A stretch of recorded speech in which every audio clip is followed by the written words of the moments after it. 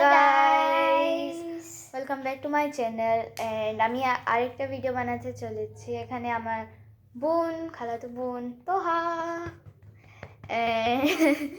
and এখন আমরা মানে একটা পেন হোল্ডার এরকমের মতো একটা হোল্ডার বানাতে চলেছি, যার জন্য আমরা ইউজ করব এই ম্যাজিকা চকলেট ফিলিং এই বক্সটা। হ্যাঁ, এই বিস্কুটের বক্সটা।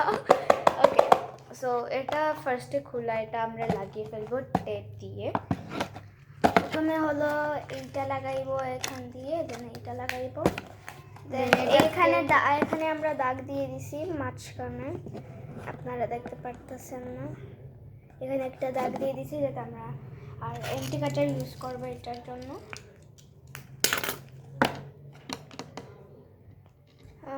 আরেকবার মাপ নিয়ে নেই, এটা 8 ইঞ্চ বেড়া।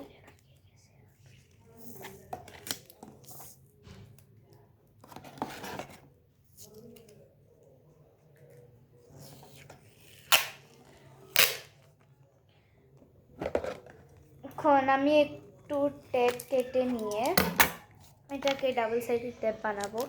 স্টিকি সাইড এটা, তারপর এটাকে এভাবে গোল করে নিয়ে এখানের পিছনে এভাবে মানে এটা কি করে আমরা লাগিয়ে নেব। সো এখন আমাদের দু সাইড দিকেই স্টিকি হয়ে গেছে এই যে। সো এখন আমরা বক্সটা দাও, আচ্ছা বক্স আছে, এখানে আমরা এই ডাবল সাইডের টেপটা লাগিয়ে নেব। এই যে লাগিয়ে নিয়েছি, এই যে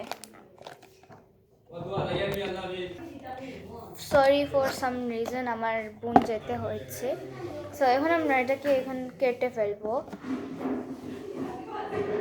এন্টি কাটার দিয়ে।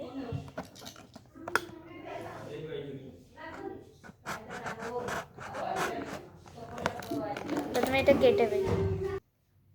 সো গাইজ এখন আমরা এটাকে মানে কেটে ফেলেছি। আমি সাইজগুলো একটু আলাদা রেখেছি যাতে এখানে বড় জিনিস আর এখানে ছোট জিনিসগুলো রাখা যায়। এখন আমরা কি করব, মানে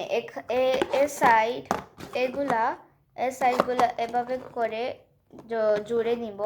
তারপর না, প্রথমে এখানে কি পেপার চিপকাবো। মানে পেপার চিপকানে আমি চাই না, কারণ আমি পেইন্ট করতে চাই। সো আমি এখানে কি করব, এভাবে শুধু চিপকায় নেব, তারপর আমি এখানে পেইন্ট করে ফেলবো। পেইন্ট আলাদা একটা ভিডিওতে করব। সো এখন এটা চিপকায় ফেলি। প্রথমে আমাদের টেপ নিতে হবে।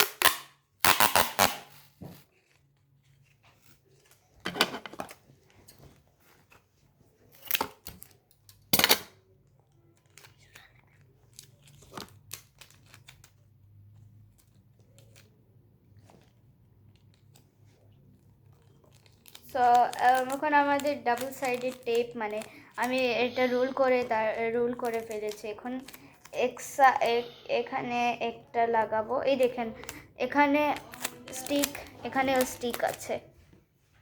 সো গাইজ এখন আমরা এগুলোকে জোড়া লাগিয়ে ফেলেছি এই ডাবল সাইডের টেপ দিয়ে। কত সময় এভাবে করলে হয়ে যাবে। আর আমি এখন সেকেন্ড পার্টে দেখাবো আমি এটা রং করতেছি, কারণ এই ভিডিওটা বেশি লম্বা হয়ে যাবে, তাই আমি পার্ট 2 করব এটার। So stay tune for the part 2।